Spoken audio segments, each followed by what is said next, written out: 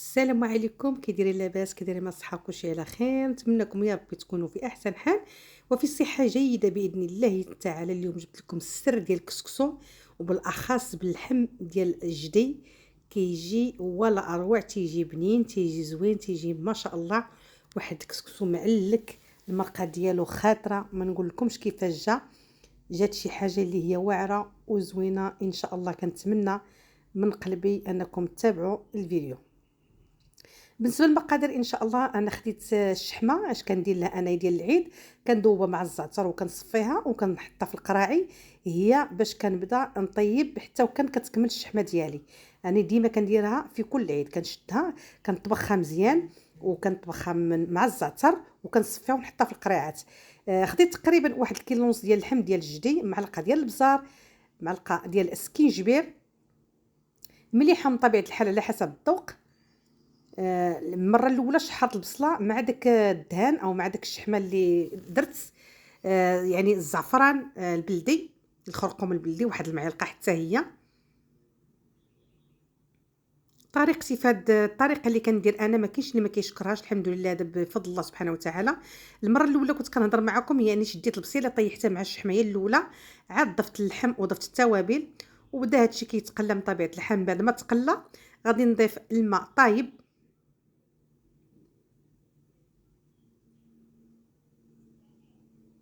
غادي نمرق اللحم ديالي ونخليه يطيب.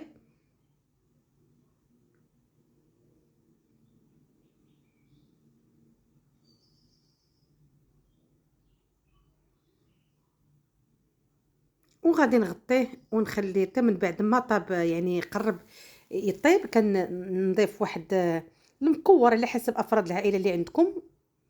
بالنسبه للخضره كتبقى على حسب افراد العائله اللي كتكون موجوده في الدار. ربيطه ديال القزبر معلوش، لفت من طبيعه الحال، وخيزو يعني حتى طاب اللحم، يعني قرب يطيب. وكندير الخضره ديالي باش اللحم كيجي هو باش كيجيك بنين في كسكسو، خص اللحم يكون زبده طايب. وكنغطي من طبيعه الحال.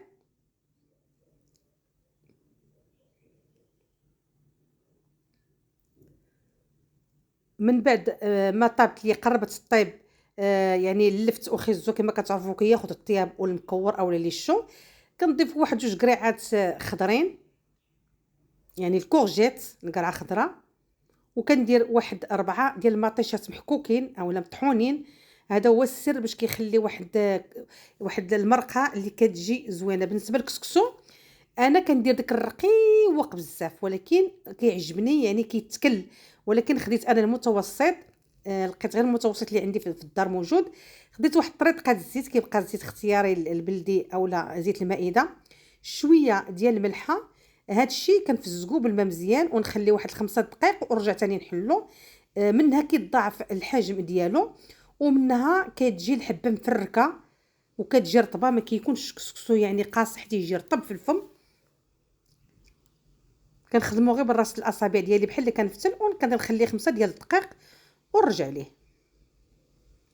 من بعد ما خليته 5 دقائق، شوفوا كما كتشوفوا بحال اللي كنحلو من جديد. شرب ليا ديك المياه ديالي، وكنحاول نحلو هكا باش ما يبقانيش باش ما يبقى لي زعما يعني مكركب، ما يتكركبش معايا في الطياب. وغنديرو في الكسكاس وغادي نفورو التفويره الاولى. يعني شاركت معكم طريقتي في كسكسو، كيجي بنين وتيجي زوين. بالنسبه للناس اللي كتاكل السمن تقدر دير السمن، احنا ما كناكلوش هي السمن. صافي. وغادي نفورو التفويره الاولى فوق المريقه اللي كانت كطيب. ومن بعد ما تفور التفويره الاولى كنشد انا الصلصه. انا ما كنحلش كسكسو ديالي بالماء باش كيجيني بنين، ما تيجيش يعني بحال مسلوق في الماء. كنحلو بواحد 2 مغرفات ديال الصلصه ديال الكسكسو، يعني المرقه ديال الكسكسو. ما كنحيدوش لا في القصريه لا والو، كنخليه غير في الكسكاس. كتجيني الخدمه ساهله، ما كتكونش عندي كثرت الريتول، حتى البوطاجي ديالي كيبقى نقي. كان يعني تحلوا بالمعلقه ديال الخشب ولا المعلقه اللي عندكم نتوما كترتاحوا بها، غير ماذا بكم الالومنيوم لا. وكنزيد وكنحل يعني الكسكسو ديالي، كندخل فيه ديك الصلصه يعني ديك المرقه، كلها وكنفورو يعني نعاود نحطو فوق الطنجره يتبوخ يعني يتبخر. كل واحد واش تيقول، كاين اللي تيقول طلعوا الفار، كاين اللي تيقول يعني طلع في كل بلاد وعزاها. هذه الثالثه من طبيعه الحال والاخيره، حتى هي كناخذ الصلصه يعني وكان تقريبا واحد جوج مغرفات كبار، وكنحل بها كسكسو ديالي كيجيني بنين وتيجي شارب، يعني لاصوص ديالو كيجي بنين بزاف، ماشي بحال الماء كما قلت لكم. الماء كيجي بحال مسلوق، ما تيعجبنيش بصفه نهائيه.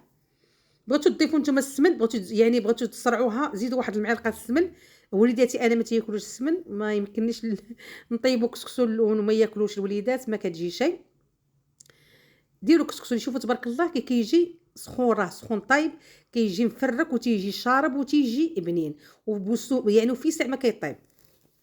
هذه هي التفويره الاخيره غادي نضيفها من طبيعه الحال فوق البريمه ديالي اولا الطنجره. انا كندير طنجره نضيفها تبوخ ثاني مره اخرى. من كتكون عندي كميه كبيره ديال الكسكسو، انا راه كنخدم الزلافه باش كنحل، ما كنديرش كاع لا مغرف لا والو. كتكون عندي واحد 10 كيلو ديال الكسكسو ولا شي مناسبه، كنحل كسكسو بزلافه، كيجيني ساهل ودغيا كيدار. اولا كسرونه كتكون باليد ديالها، ملي كتكون عندكم واحد الكميه كبيره وكتخدموا في واحد البانيو كبير، اما زلافه واما كسرونه. هذا من طبيعه الحال. هنا الكسكسو ديالنا صافي راه وجد طايب سخون، غادي نحلو بيد ديال طايب، ما قدرتش يعني خليته طايب بزاف. الحمد لله ما كيتكور ما حتى شي حاجه.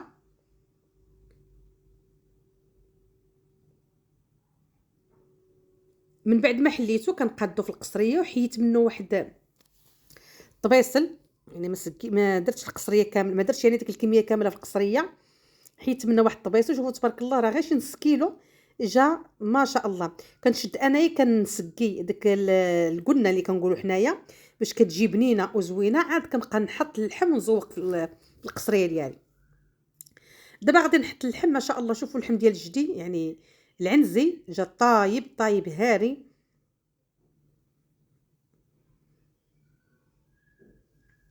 كنحطو فوق الصلصه اللي حطيتها المره الاولى باش ديك القلنا كتبقى بنينه في الطريقه ديال التسقيه.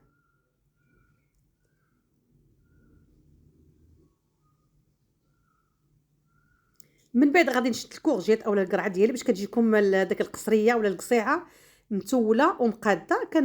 نحاول نعطيوها واحد البيسته اللي كتكون زوينه، يعني واحد النظره اللي كتكون زوينه، يعني العين كتاكل قبل اي حاجه. زوقناها على 4، درت 4 ديال القريعات انايا، يعني كما كتشوفوا على هذا الشكل هذا. تنبقى حتى وكنستمر ديك القريعات ديالي نكملهم. من بعد كناخذ خيزو حتى هويا وكنزوق به باش كيعطيني الاحمر مع الخضر كيعطي زوين.